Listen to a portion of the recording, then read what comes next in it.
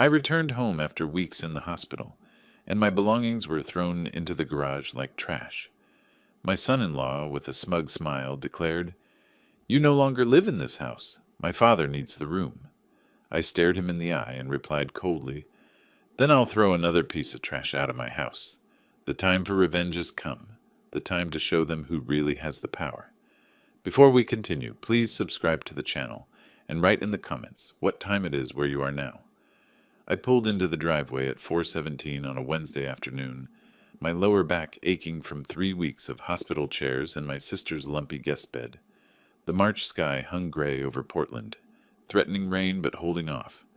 I'd stopped at that toy store in Olympia on the way back, the one with the wooden trains in the window. My grandchildren would love those. Emma was learning her colors, and little Marcus couldn't get enough of anything with wheels.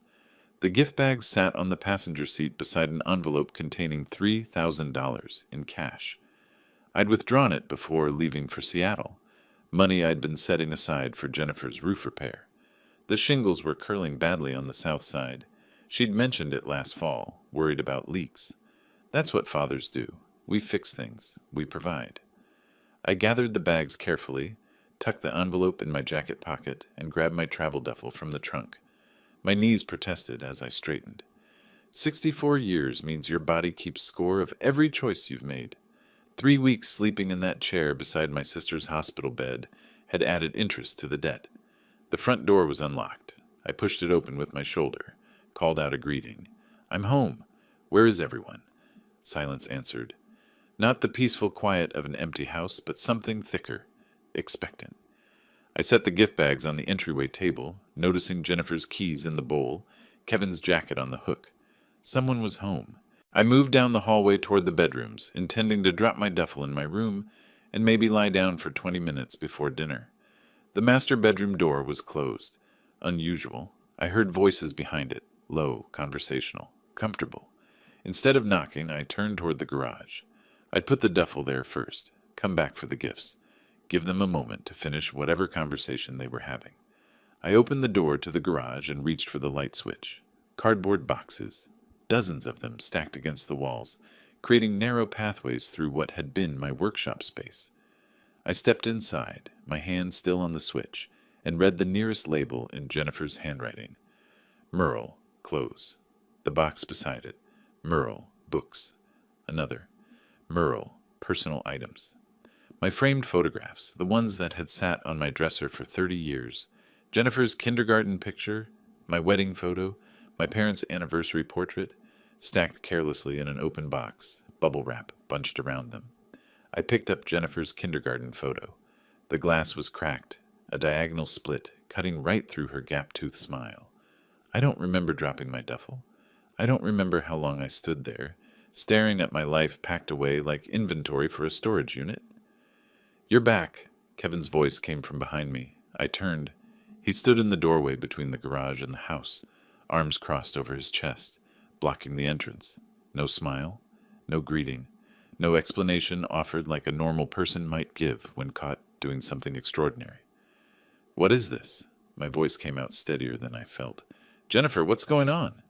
She appeared behind Kevin's shoulder, wouldn't meet my eyes. Her fingers found her wedding ring, twisted it again.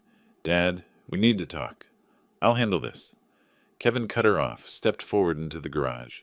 He moved like he owned the space, like he owned everything. I set down the cracked photo frame very carefully. "Handle what? These are my things. This is my house."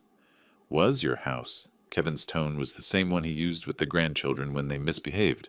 Patient, corrective. "Things change. My father needed a place, and that bedroom has the best space." The words took a moment to land. I was gone 3 weeks taking care of my sister. "You packed up my life?" "You weren't using it." Kevin shrugged, a small gesture that communicated mountains of indifference. The room was sitting empty. We made a practical decision. I turned to Jennifer, still half hidden behind her husband. "Jennifer, tell me you didn't agree to this." "Kevin handles the house decisions now." She barely whispered it. "That's right." Kevin's smile didn't reach his eyes. New rules for a new situation. A sound from the doorway. An older man emerged from the hallway behind Jennifer. Tall, gray-haired, wearing a bathrobe. My bathrobe. He surveyed the garage, saw me standing among the boxes, and his lips curled slightly. Satisfied, he turned and walked back down the hallway. I heard the master bedroom door close. Kevin's father, Harold. I'd met him twice before, both times briefly. He'd struck me as arrogant then, the kind of man who treated waitstaff poorly and interrupted conversations. Your father is in my bedroom. He needs comfort. He's 65, has back problems. That room has the best mattress. The attached bathroom. Makes sense. I reached into my jacket, pulled out the envelope, held it toward Jennifer. My hand didn't shake. I brought money for the roof. $3,000 I saved. Kevin took it before Jennifer could move. Didn't open it. Didn't thank me. Just tucked it into his back pocket like I'd handed him spare change. Good. We'll need that. The garage has electricity. You'll be comfortable enough out here. He walked away. Jennifer followed. Neither looked back. The door closed. I stood there, surrounded by boxes containing everything I owned, in the garage of the house I'd paid off 15 years ago. From inside, I heard the television turn on in the master bedroom. Laughter. Harold's voice, loud and pleased with himself. I picked up the gift bags from where I'd left them in the doorway, set them down carefully on top of a box labeled Merle Shoes. I opened the box with Jennifer's photo again, lifted the cracked frame, ran my thumb across the broken glass. I didn't remember it being damaged before packing. Someone had been careless. More laughter drifted from the bedroom, my television, my house. I set down the frame, walked toward the door that led back inside. My jaw ached from clenching. I needed answers. I needed to understand what exactly had happened while I'd been sitting beside my dying sister's hospital bed, holding her hand through the worst nights, making sure she didn't wake up alone and afraid. The confrontation lasted 3 minutes. I found them in the living room. Kevin sprawled on the couch, Jennifer curled in the armchair, Harold holding the remote control like a scepter. I asked for an explanation. Kevin provided one. The decision is final. I asked Jennifer to look at me, speak to me, remember who I was. She studied the carpet. Harold chuckled. I returned to the garage. The boxes had multiplied in my absence, or maybe I just saw them differently now, understood what they represented. I pulled out containers until I found my old sleeping bag, the blue one I'd used for camping trips with Jennifer when she was small. We'd gone to Crater Lake, watched meteor showers, told stories until she fell asleep against my shoulder. I cleared a space on the concrete floor, pushed aside paint cans and gardening tools, unrolled the sleeping bag. The garage heater sat in the corner. I flipped the switch, heard it click and hum, felt a weak stream of lukewarm air. Better than nothing. Through the wall that separated the garage from the house, I heard the television, voices from some comedy show, then laughter. Harold's laugh was distinctive, a braying sound that carried. The master bedroom shared a wall with the garage. Every sound traveled through the drywall, the TV, footsteps, the creak of bed springs when Harold settled into what had been my bed. I lay down on the sleeping bag, still wearing my travel clothes. The concrete was hard beneath my shoulders. Cold seeped up through the fabric. I stared at the ceiling, at the exposed beams and the pull string for the overhead bulb, and listened to my family living comfortably in my house without me. Hours passed. The house went quiet around midnight. I didn't sleep. Instead, I thought about numbers. The mortgage I'd paid for 30 years. Finished 15 years ago. The property taxes. The insurance premiums. The new furnace 2 winters back. The roof that needed repair. Every payment, every expense, every penny invested into keeping this structure standing. My money, my work, my name on every document. I sat up, found the box labeled Important Papers, opened it under the dim overhead light. There it was, the house deed, property ownership certificate showing Merle Andrew Bell as sole owner, purchased in 1995. The mortgage satisfaction letter from the bank, dated 2010. Utility bills, all addressed to me. I spread them across an overturned crate, studied them like a lawyer reviewing evidence. Jennifer's name appeared nowhere. I'd intended to add her eventually, thought about it every year around tax time. But I'd hesitated. Kevin had always struck me as financially careless. I'd wanted Jennifer to be secure, independent. Maybe subconsciously I'd known something. I looked at the documents. then at the wall separating me from the master bedroom. Laughter started again, late-night television, some talk show. Harold found something hilarious. The eastern window above my workbench began to glow gray around 6 in the morning. I'd been awake the entire night, running scenarios, doing calculations, understanding exactly where I stood legally and morally. I stood, joints, protesting, and walked to the door that led into the house. Opened it quietly. The kitchen was dark, but I saw light from the hallway. I moved carefully, hoping to find Jennifer alone, to speak with her before Kevin woke and inserted himself between us again. I stopped in the kitchen doorway. Harold sat at the head of the dining table. My spot. The chair I'd occupied for every meal since moving into this house. He wore a different bathrobe now. This one was new, expensive looking. Jennifer stood at the stove, her back to me, making breakfast. The smell of coffee filled the air. "More coffee, dear." Harold held out his mug without looking at her. Jennifer filled it immediately, set the pot back, returned to the stove. I must have made some sound. Harold's head turned. He saw me standing there, studied me with amusement. "Well, look who decided to join us. Sleep well out there." I ignored him, kept my eyes on Jennifer's back.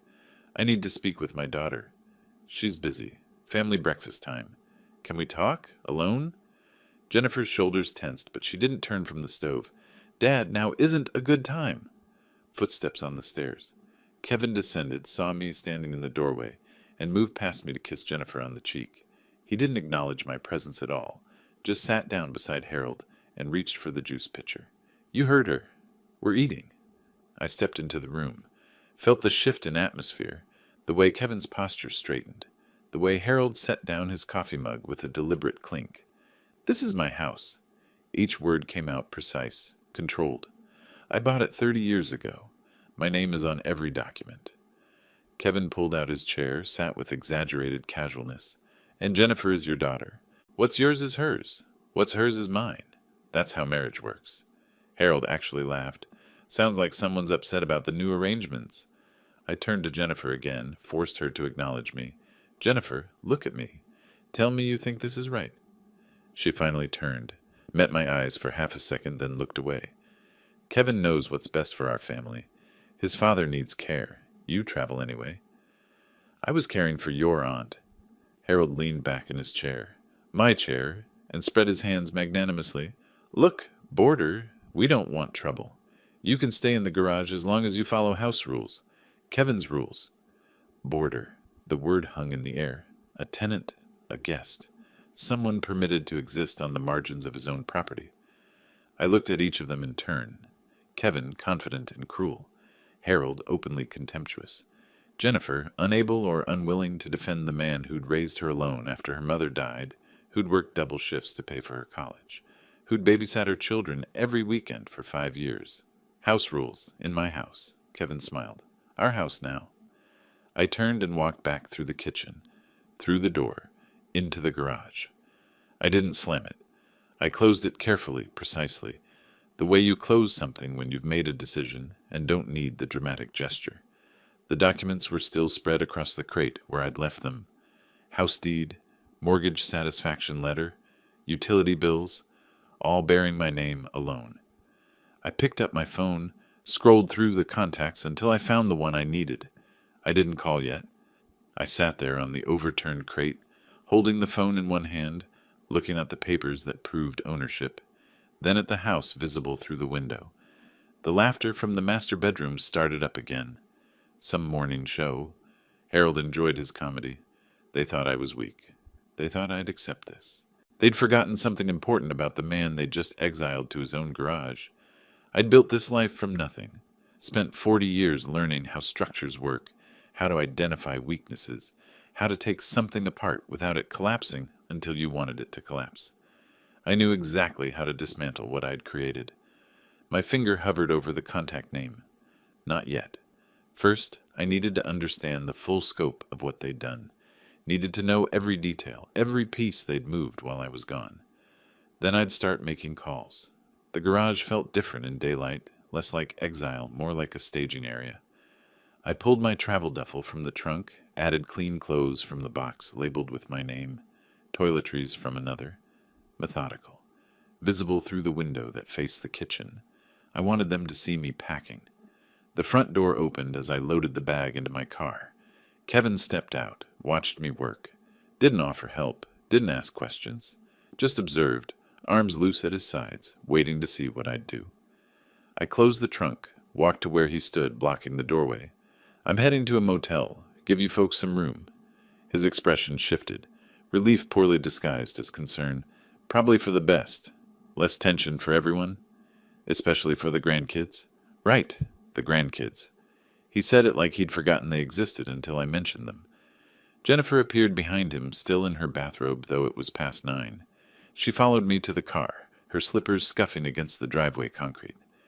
"Dad, you understand, don't you? Kevin's father has health issues." I loaded the last bag without looking at her. "I understand everything now." "I knew you would. You're always so reasonable." Reasonable? The word tasted bitter. I'd been reasonable for 64 years. Reasonable when her mother died and I raised her alone.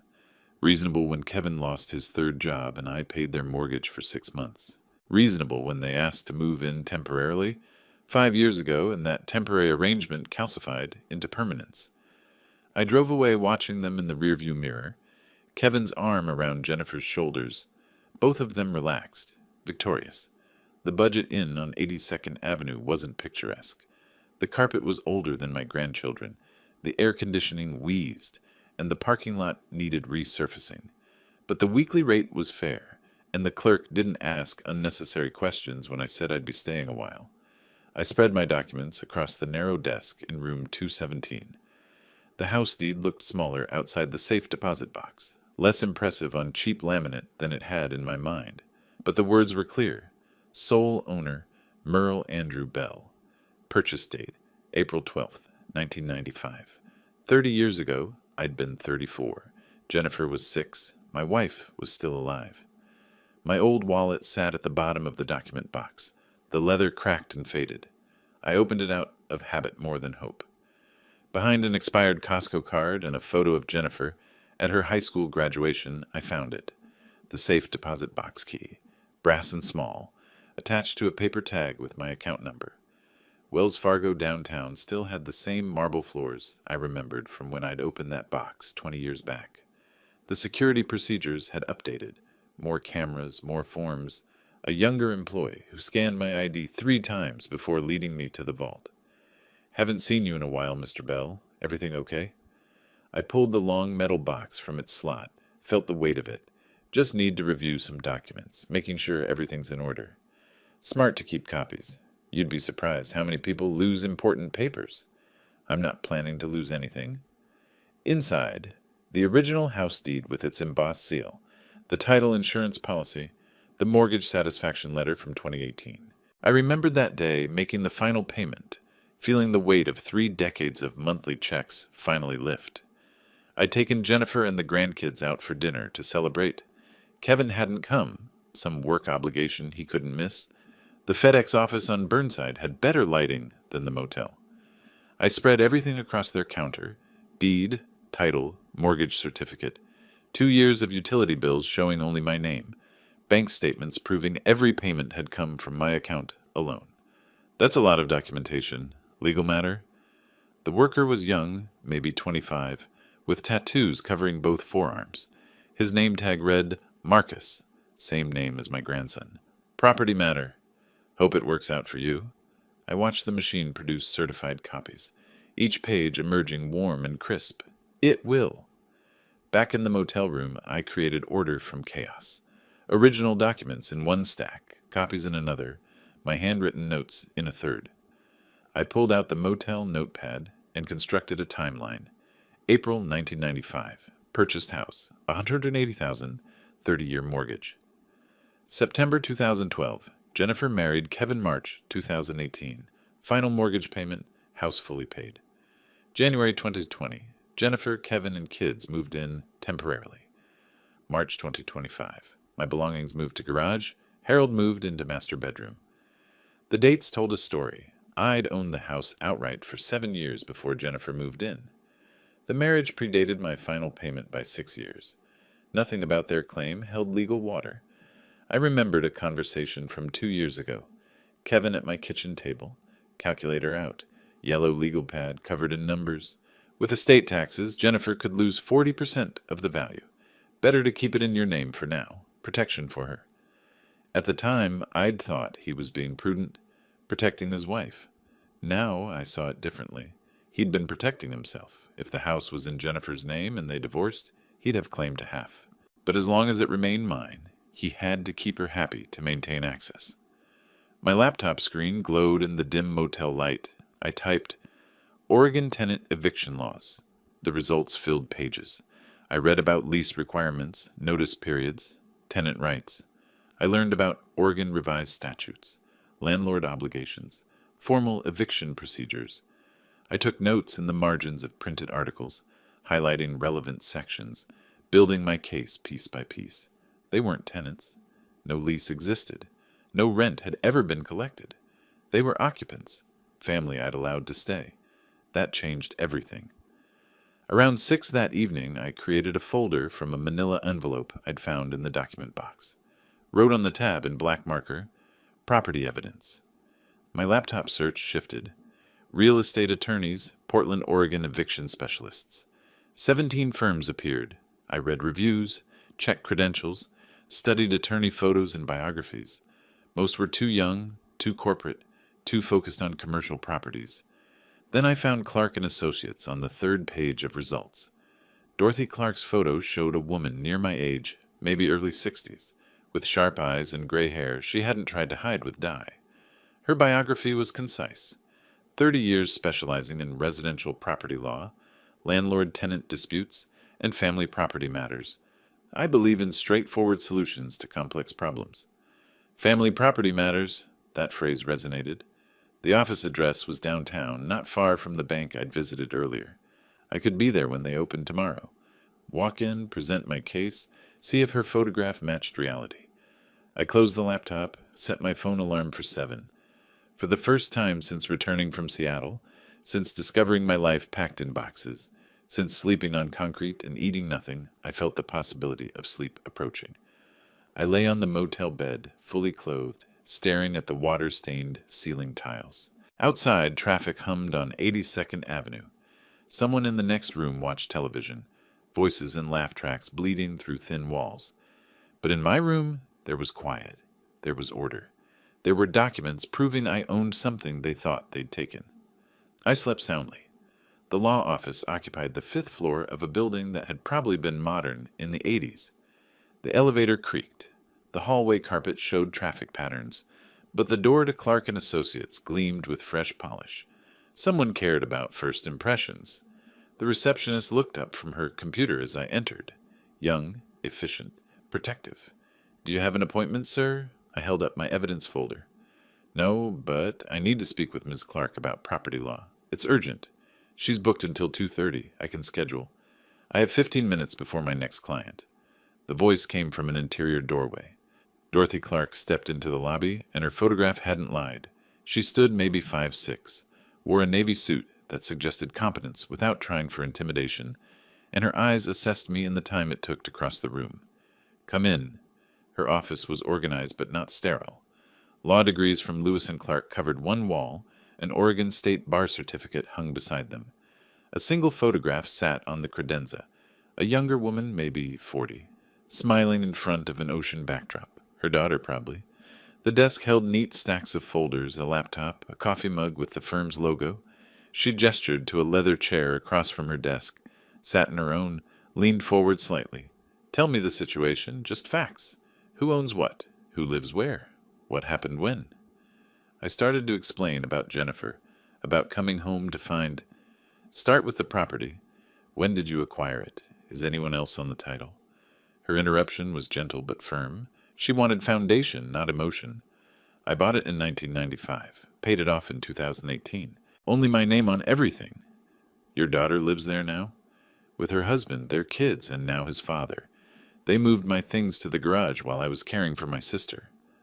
Dorothy pulled a legal pad toward her, wrote quickly. "Do they pay rent? Is there a lease?" "No. I pay everything. Utilities, property tax, insurance." She looked up from her notes, and something in her expression shifted. Still professional, but with an edge of understanding. Then you have perfect legal standing. This isn't complicated. But she's my daughter. People will think. People will think what they think. What matters is what's legal and what's right. Are those the same thing to you? The question hung between us. I thought about Harold in my bathrobe, Kevin taking my money without thanks, Jennifer unable to meet my eyes. They should be. They are here. Dorothy stood, walked to her conference table, gestured for me to join her. Show me what you brought. I spread the contents of my folder across the polished surface. She moved through them methodically, using sticky notes to mark key documents, making annotations on her legal pad. Her efficiency was remarkable. No wasted movement, no unnecessary questions. House deed, sole ownership, mortgage satisfaction, dated 2018.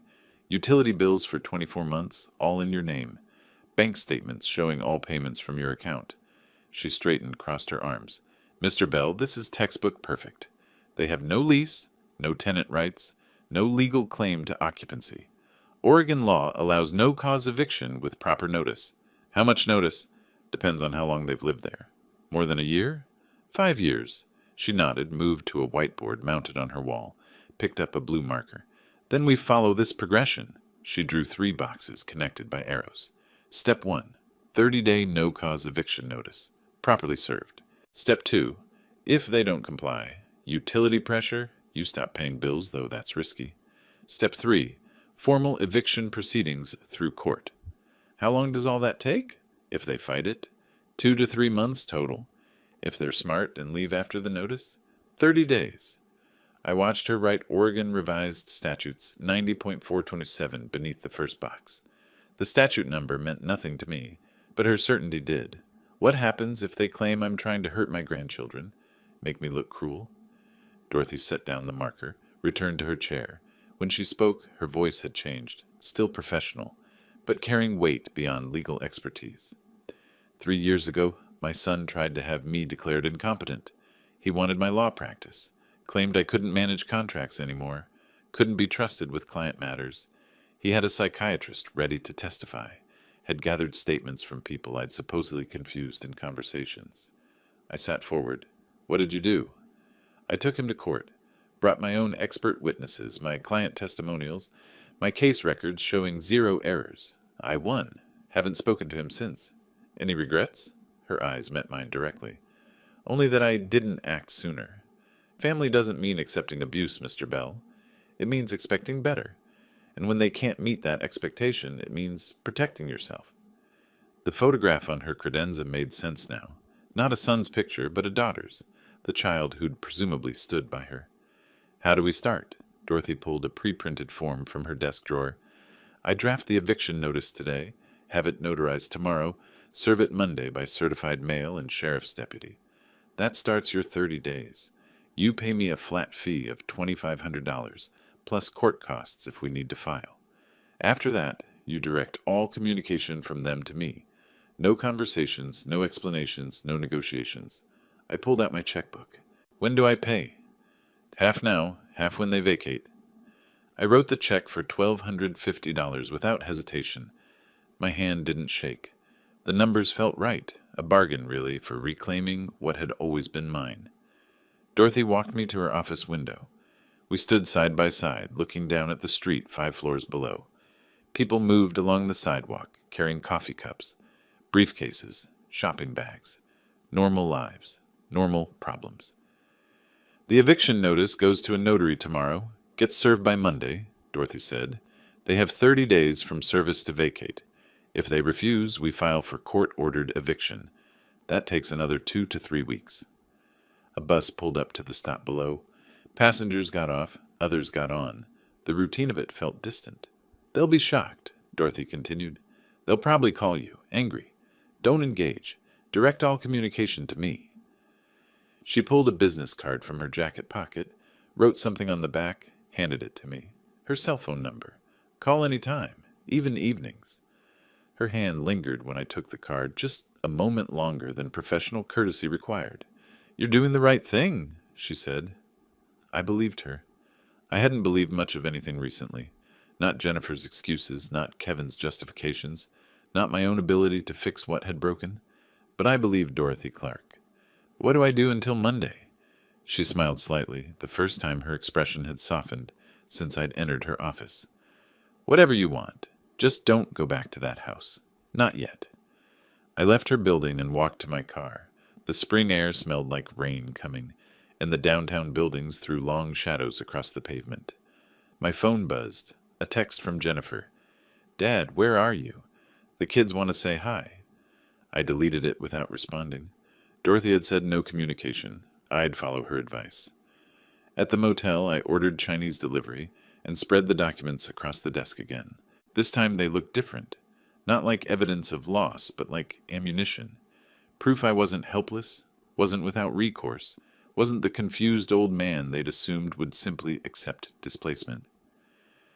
Monday was 3 days away, 72 hours until the notice arrived, until their comfortable assumption of victory shattered. I ate my dinner slowly, tasted every bite, and slept better than I had in weeks. The coffee shop near the motel smelled like burnt beans and cleaning solution. I sat in the corner booth, phone centered on the table between my hands, watching the screen like it might detonate. Stephen Wright was supposed to arrive at the house by 10:30. Dorothy had recommended him, a professional notary who specialized in difficult service situations. "He served foreclosures, restraining orders, bankruptcy notices," she told me. "Your eviction notice will be easy by comparison." My coffee went cold. I ordered another, left it untouched. The text arrived at 10:53. Delivered to Kevin Thompson, 10:47 a.m. Signed receipt attached. Stephen. I exhaled. Hadn't realized I'd been holding my breath. The attachment showed Kevin's signature, hasty and angular, scrawled across the acknowledgement line. Proof of service. Legal documentation that the 30-day clock had started. I paid for the coffee I hadn't drunk and drove back to the motel. What I didn't see, what Stephen told me later when I called for details, was Kevin's initial reaction. He'd answered the door in sweatpants and a t-shirt, irritated at being interrupted during late breakfast. Legal notice for the occupants of this residence. Kevin had glanced at the paper, then actually laughed. "This is a joke, right? That old man actually thinks—" "Sign here, please," Stephen had interrupted, holding out a pen. "Whether you think it's valid doesn't affect the legal timeline." Kevin had signed, still smiling, confident in his dismissal. Stephen said he'd heard Kevin reading the notice aloud to someone inside, voice dripping with theatrical mockery.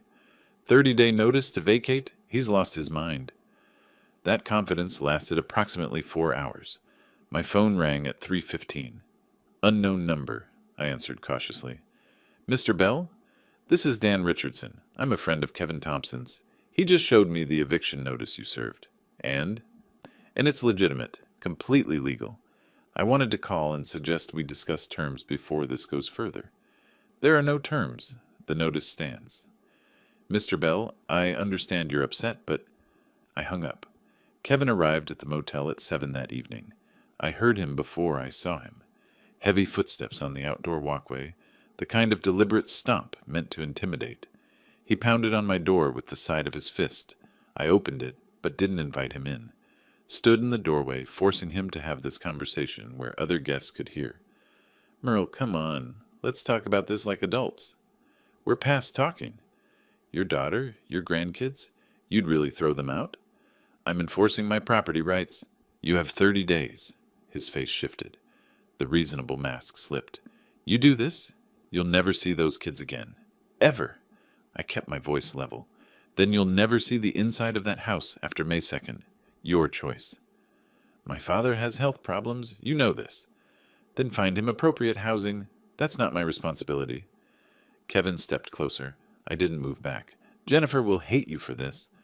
"Jennifer made her choice when she let you pack my belongings without telling me." He stared at me, searching for weakness, finding none. Then he turned and walked away, each footstep deliberate on the concrete. I closed the door, sat on the bed, waited. The call came 90 minutes later. Jennifer's name on the screen. "Dad, please." Her voice was thick with tears. "The kids are asking why Grandpa is making us leave." "Jennifer, I can hear Kevin coaching you." Pause. Kevin's voice in the background, not quite whispered. "Tell him about their school." Put the phone on speaker. "Kevin, are you there?" Shuffling. Then Kevin's voice, clear and cold. "We're not leaving. Force us out and watch what happens to your reputation." "My reputation is with myself. I'll see you in 30 days. Someone grabbed the phone. Harold's voice came through, sharp and venomous.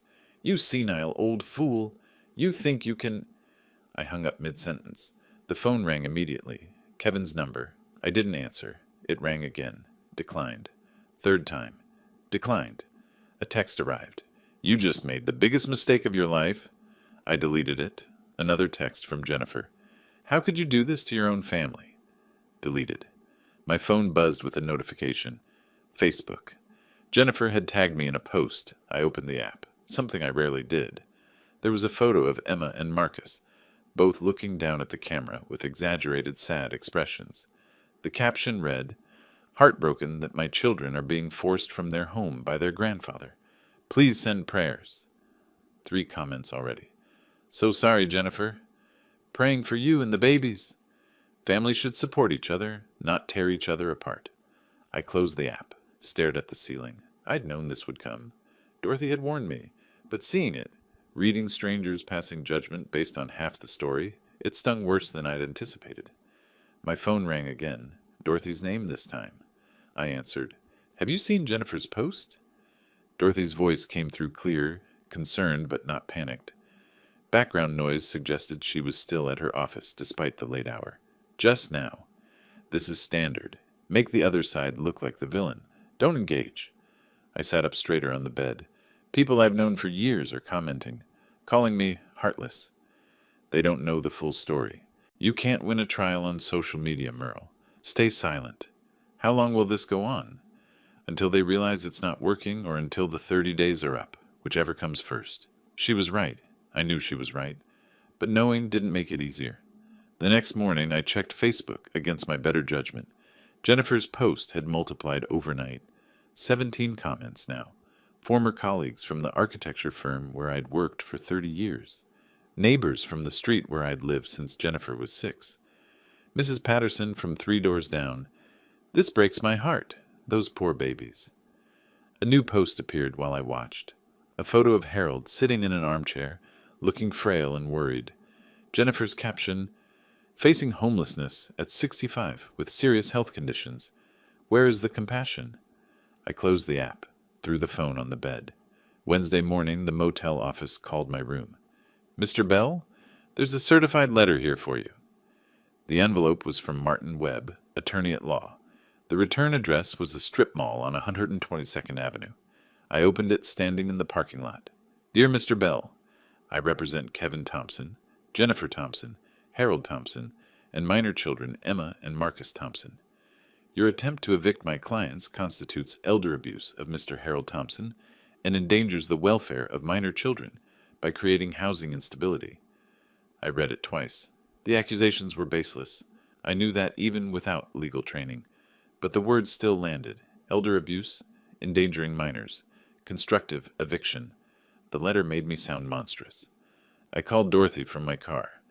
It's posturing, she said after I read her the relevant sections. Webb is a strip mall lawyer, trying to scare you into backing down. The notice stands. But what if... No what ifs.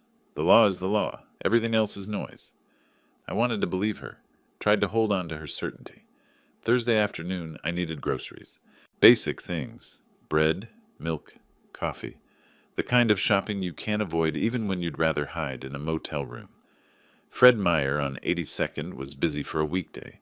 I grabbed a cart, headed for produce, picked up apples, moved toward the dairy section. Merle, Mrs. Patterson stood near the bananas, her cart half full. We'd been neighbors for 20 years. She'd brought casseroles after my wife died, babysat Emma and Marcus occasionally when Jennifer needed help. Hello, Nancy. She gave me a look I'd never seen from her before. Cold, disappointed. I saw what Jennifer posted. Those poor children. There's more to the situation than... I never thought you'd be that kind of grandfather. Just never thought it. They moved into my house and... She was already walking away, shaking her head. There's always another way. Always. I stood there, hand on the cart handle, surrounded by people buying vegetables and going about normal Thursday afternoons. I abandoned the cart in the aisle and left. Back at the motel, Dorothy's text was waiting. Need to talk, not about the case, about you. Coffee tomorrow? I stared at the message for a long time. Typed back, Not sure that's necessary. Her response came immediately. It is. 1 o'clock. The Calf on Hawthorne near 35th. Please. I agreed because I didn't have the energy to refuse. The Calf was quiet, tucked between a bookstore and a vintage clothing shop. Dorothy was already there when I arrived, sitting at a corner table with 2 coffee cups in front of her. I ordered yours already. Black, right? How did you know? You strike me as someone who doesn't complicate things unnecessarily. We sat in silence for a moment. I sipped the coffee. It was good.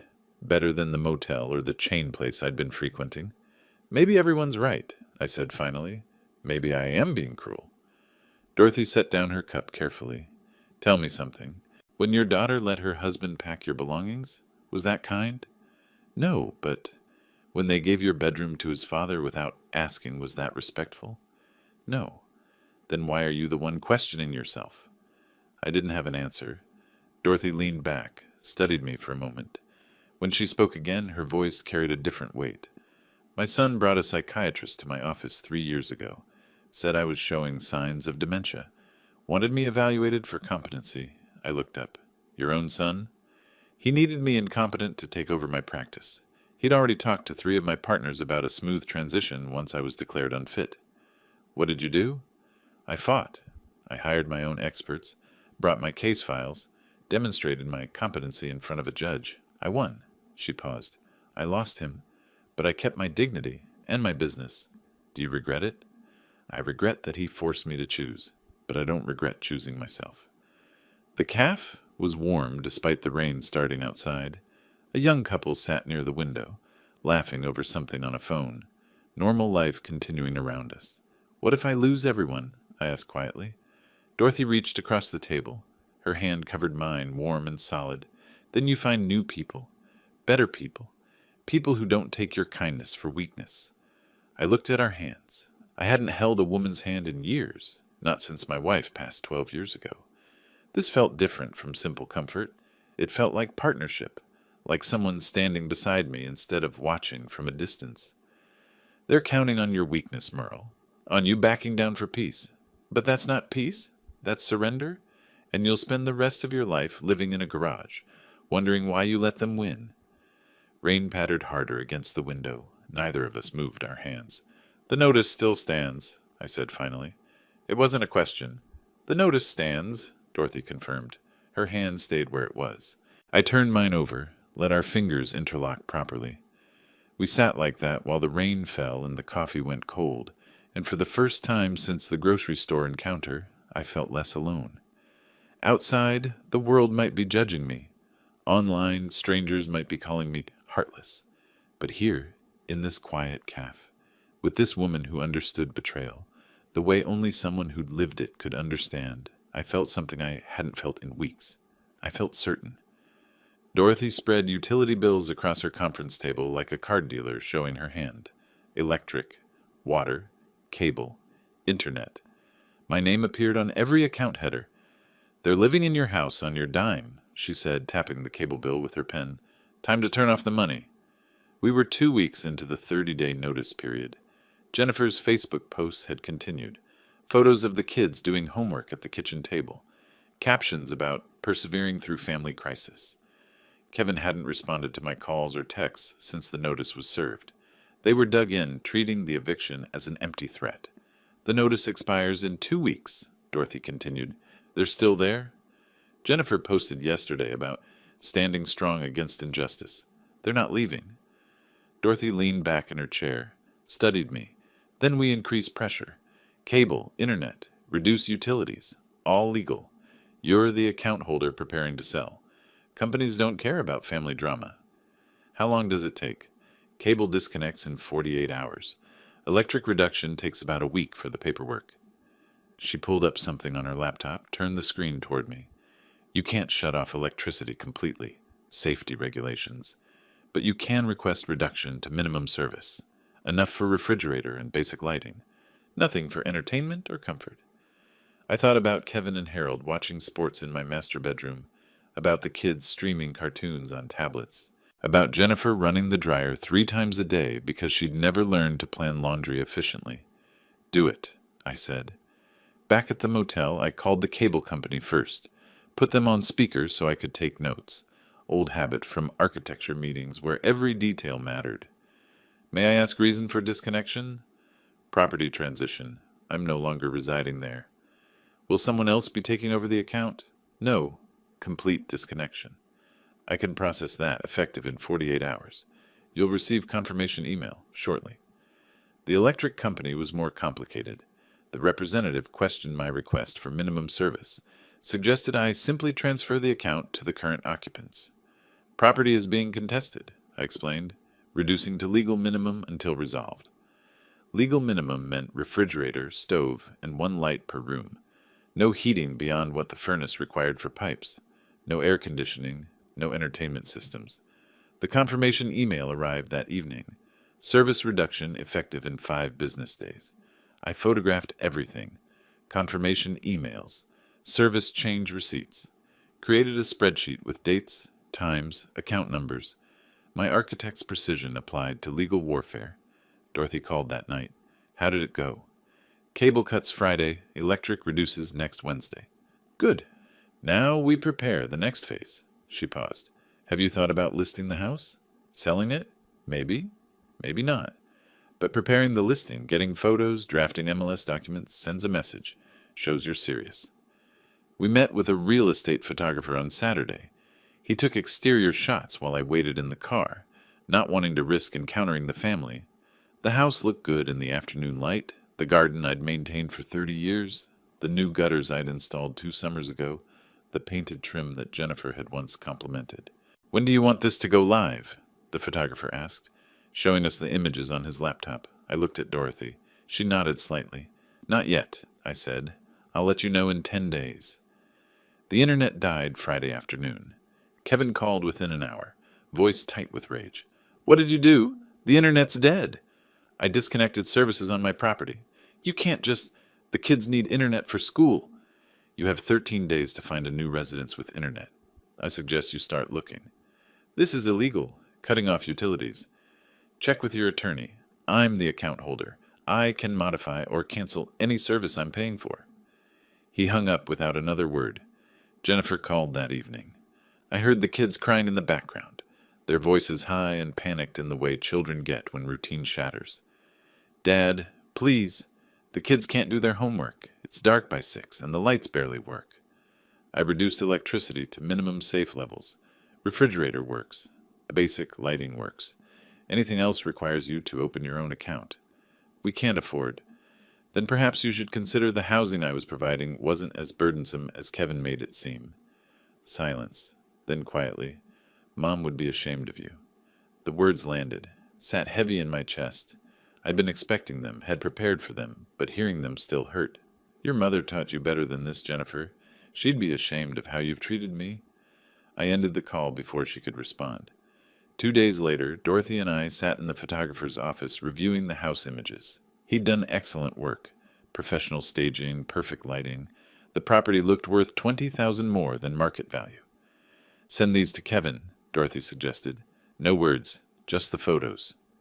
I hesitated only a moment, pulled out my phone, selected all 12 images, forwarded them to Kevin's number. 3 dots appeared immediately. Kevin was typing. Then they stopped. Started again. Stopped. No message came. Dorothy's hand found mine on the desk. Her fingers were warm, steady. He knows now, she said quietly. He knows you'll really do it. We sat watching my phone screen, waiting for a response that never arrived. The silence felt louder than any of Kevin's threats had been. Outside the window, Portland went about its Tuesday afternoon. Cars passed. People walked dogs. Normal life continuing while I dismantled mine, piece by careful piece. But Dorothy's hand stayed where it was, and that felt more solid than anything I'd lost. Dorothy closed her office door, which she'd never done before. Usually we left it open during meetings, professional courtesy, nothing to hide. She sat beside me on the leather couch instead of across the desk. I have a practical solution to discuss. Her tone was careful, measured. She knew I'd resist. About the case? About where you're living. She pulled out her phone, showed me photos of a small house. Cream-colored siding, red front door, garden with late-blooming tulips. I have a rental property, Selwood area. Current tenant moved out last month. That's nice, but I can manage the motel. Merle, I've been to that motel. It smells like disinfectant and sadness. The house is sitting empty. Use it. I can't accept. This isn't charity. It's practical. She met my eyes directly. I can't have my client living in depression when he needs to stay sharp. The house was 15 minutes from her office, tucked on a quiet street where maples met overhead, forming a canopy. Dorothy unlocked the front door and I stepped into sunlight. Actual warm sunlight streaming through windows that hadn't been covered with heavy curtains to block out motel parking lot lights. 2 bedrooms, updated kitchen with white subway tile, hardwood floors that creaked pleasantly underfoot, a back door that opened to a small garden with raised beds ready for planting. I stood in the living room, feeling my shoulders drop for the first time in weeks. This is too much, Dorothy. It's a house. Empty houses deteriorate. You'd actually be helping me by keeping it occupied. I'd insist on paying rent. Fine. Pay me when you sell your house and this nightmare's over. Until then, consider it case expenses. I almost smiled. That's not how case expenses work. I'm the attorney. I decide how they work. We loaded my belongings from the motel, 2 suitcases, a box of documents, my laptop bag. Everything I owned fit in the trunk of her car. She drove, refused to let me take my own vehicle, said something about paperwork she needed me to sign at the bungalow. Unpacking took 20 minutes. Dorothy knew where everything should go without asking. Clothes in the bedroom closet, toiletries in the bathroom, documents in the second bedroom that could serve as an office. She moved through the space like she'd planned this, like she'd visualized me living here before offering. In the kitchen, she opened the refrigerator. Milk, eggs, bread, fresh vegetables, pasta, marinara sauce. You stocked it? I stared at the shelves. I had a feeling you'd say yes eventually. Confident, aren't you? Practical. I'm always practical. I pulled out the pasta, examined the label like it held answers. Is that what this is? Practical? She didn't answer immediately. Opened a cabinet, found a pot without having to search. What else would it be? We cooked together in that small kitchen. She started the water boiling while I chopped vegetables. We bumped into each other, reaching for olive oil, laughed when she dropped a spoon and I caught it before it hit the floor. Easy, natural, like we'd done this before in some other life. Sun came through the window above the sink, caught her profile as she stirred the sauce. Gray hair, reading glasses pushed up on her head, the slight smile she wore when concentrating. I realized I was happy, genuinely happy. Not just content or distracted or managing, actually happy. When had I last felt that? You read architecture history? She'd found my books while unpacking, held up a volume on Victorian design. Used to design buildings, liked understanding what came before. Past tense, you don't design anymore. Retired 5 years ago, thought I'd have time for other things, like being pushed into a garage. I laughed despite myself. That wasn't part of the retirement plan. We ate at the small dining table. The pasta was simple, perfect. Dorothy asked about my career, about buildings I'd designed. I asked about her daughter in Boston, what she did, whether they were close. When's the last time someone cooked you dinner? I asked. I usually cook for myself. That's not what I asked. She considered, fork paused halfway to her mouth. My daughter, maybe 2 years ago, before she moved to Boston. You must miss her. Every day, but she has her life. I have mine. Does it get easier, the distance from family? Dorothy set down her fork, looked at me across the table.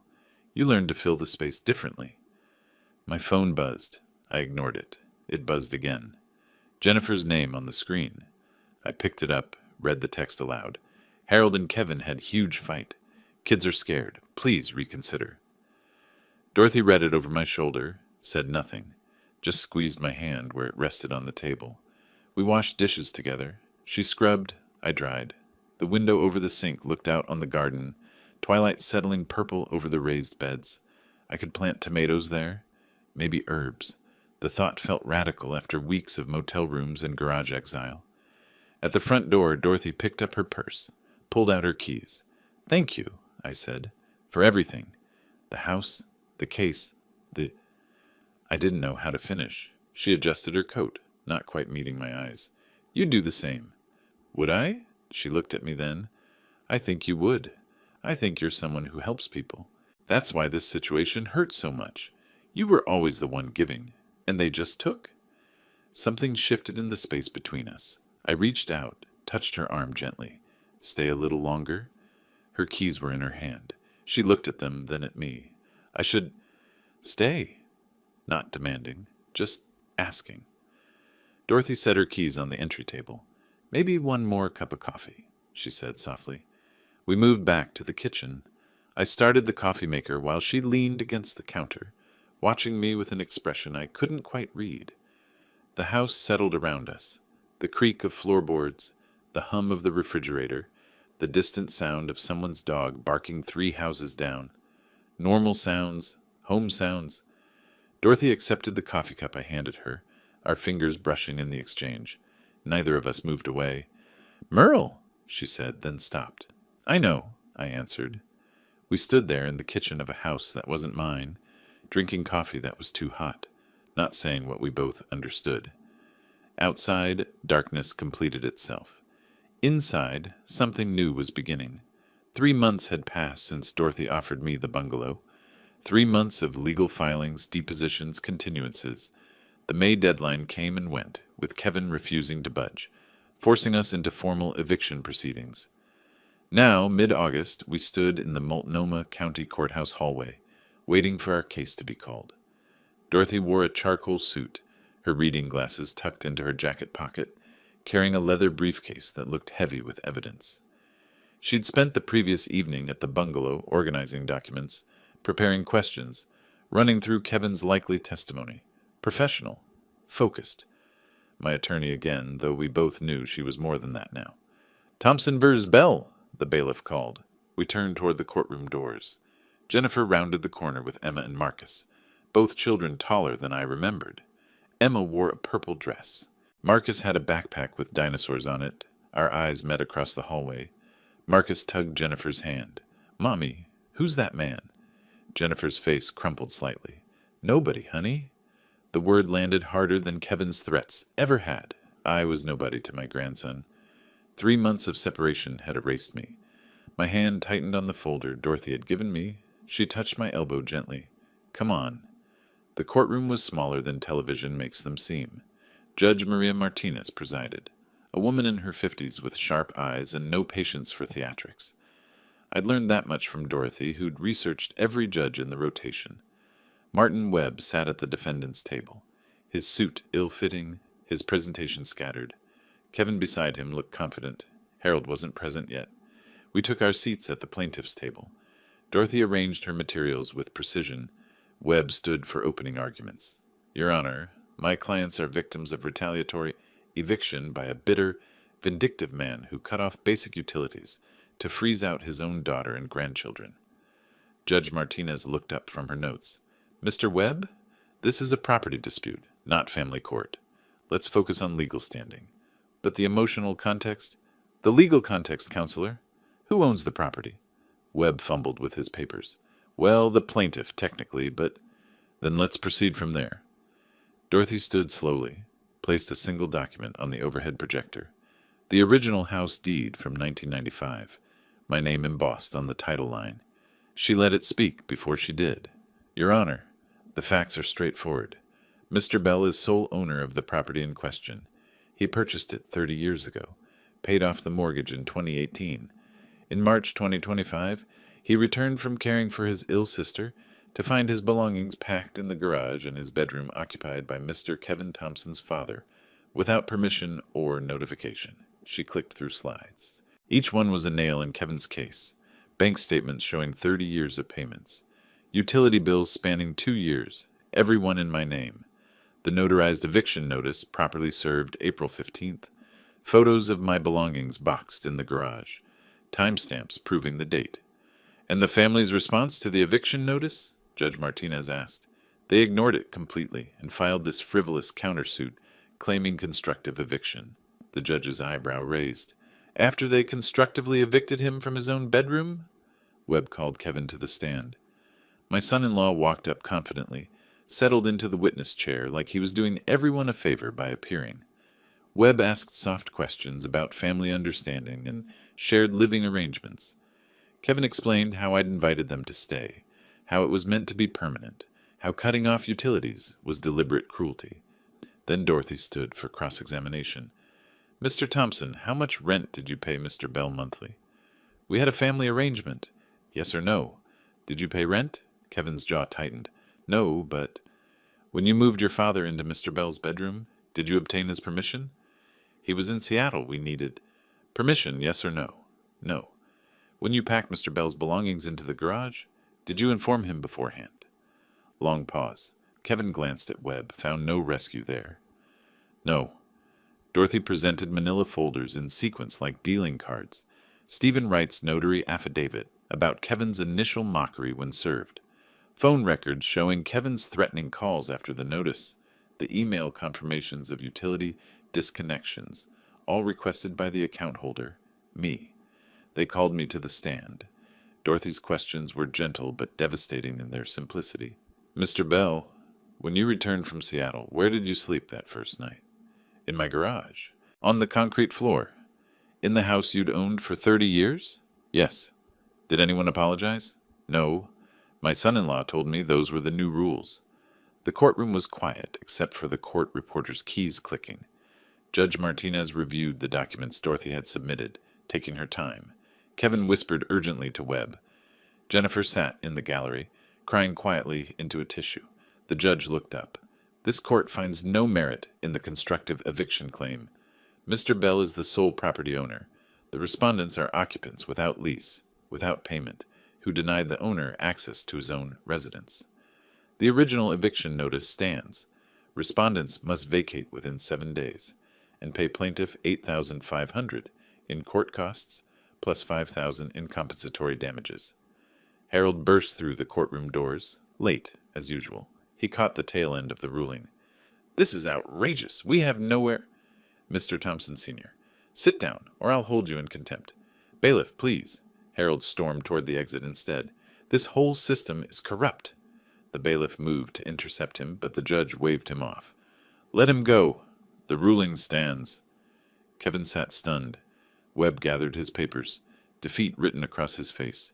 Jennifer stood, took her children's hands, walked toward the doors without looking at me.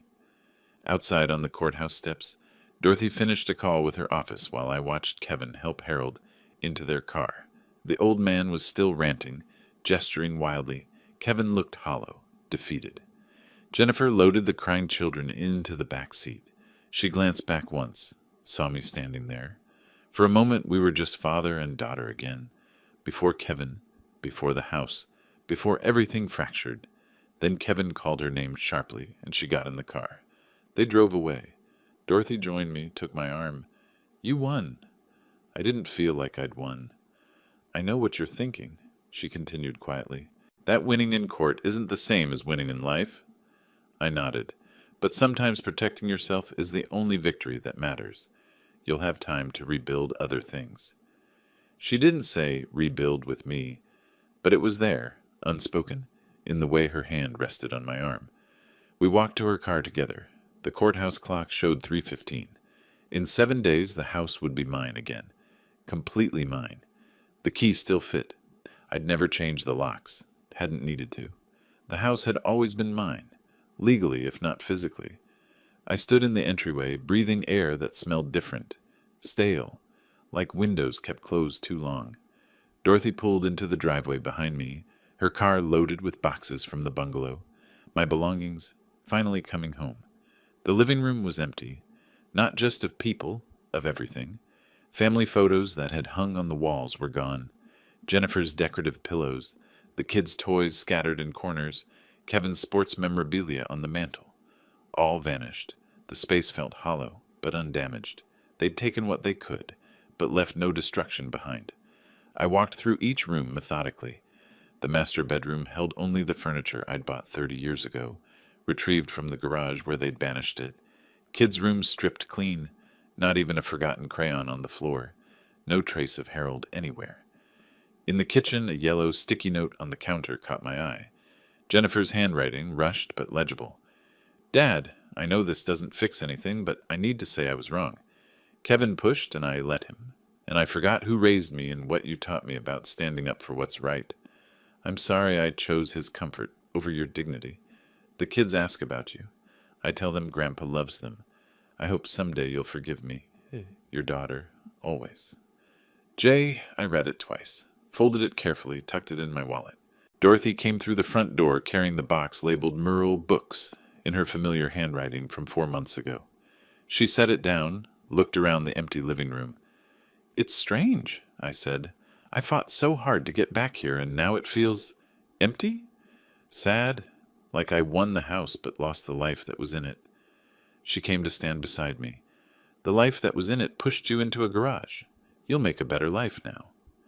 We unpacked together, books returned to shelves. My framed photographs, my parents, my wife, Jennifer as a little girl, back on the mantel.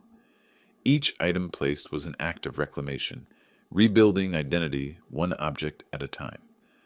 Dorothy found the architecture book in one box. Architecture of the Pacific Northwest. She opened the cover, saw the inscription, "To Dad, who taught me to see the bones of buildings. Love, Jennifer." 10 years ago, I said, her birthday gift to me. She was thoughtful once. She was. I don't know when that changed. Dorothy closed the book gently. People don't change. Circumstances reveal who they already were. You just didn't want to see it. Evening arrived while we worked. The house transformed slowly, not back to what it was, but into something new. Dorothy found ingredients she'd brought from the bungalow, started pulling out pots and pans. "So what now?" she asked, filling a pot with water. "You have your house back, case is closed. You don't need an attorney anymore?" I took the pot from her, set it on the stove. "Is that what you were? My attorney?" "For a while, then something else. Something else sounds better. Much better." We cooked pasta, the same meal we'd made together twice before, once in her bungalow, once in this kitchen months ago when I'd thought life would always include Jennifer and the grandchildren. The ritual felt right, claiming the space together, writing new memories over old ones. After dinner, we carried our wine glasses to the back deck. The Adirondack chairs I'd built 20 years ago sat waiting. We settled into them as summer evening faded toward night. "I learned something through all this," I said. "What's that?" "That kindness without boundaries is just weakness. That I deserve respect in my own life. That losing people who don't value you isn't really loss." Dorothy set her glass on the deck railing. "And what did you gain?" I looked at her, gray hair catching the last light, comfortable in my space like she belonged there. "Clarity, strength, you. I was already here. I know, that's the best part." Stars appeared one by one. Somewhere in the neighborhood, wind chimes sounded. The house sat quiet behind us, empty but no longer lonely. "I should probably go," Dorothy said, but didn't move. "You could stay." I kept my voice casual. "I have a spare bedroom." She laughed softly. "A spare bedroom? I'm old-fashioned. So am I." We sat in comfortable silence. Dorothy reached across the space between chairs, found my hand. "Tomorrow," she said, "we could start putting pictures on the walls. Make it feel like yours again." "Ours," I corrected gently. Dorothy squeezed my hand. She didn't argue. In the kitchen, Jennifer's note sat folded in my wallet. Someday I might call her. Someday she might answer. We might rebuild something smaller but more honest than what we'd had before. But tonight, this moment, this piece, this was enough. The house was mine again. Dorothy's hand was warm in mine. The stars kept appearing, filling the dark sky with light. I'd lost a daughter, at least for now. Lost grandchildren who didn't recognize me. Lost the family I'd thought I had. But I'd gained myself back. Gained boundaries. Gained someone who saw my worth and stood beside me through the ugliest parts of reclaiming it. The evening air was cool, pleasant. Dorothy's thumb traced circles on the back of my hand. Neither of us spoke. We didn't need to. This was everything. If you liked this story, please like this video, subscribe to the channel, and share your impressions of this story in the comments. To listen to the next story, click on the box on the left. Thank you for watching.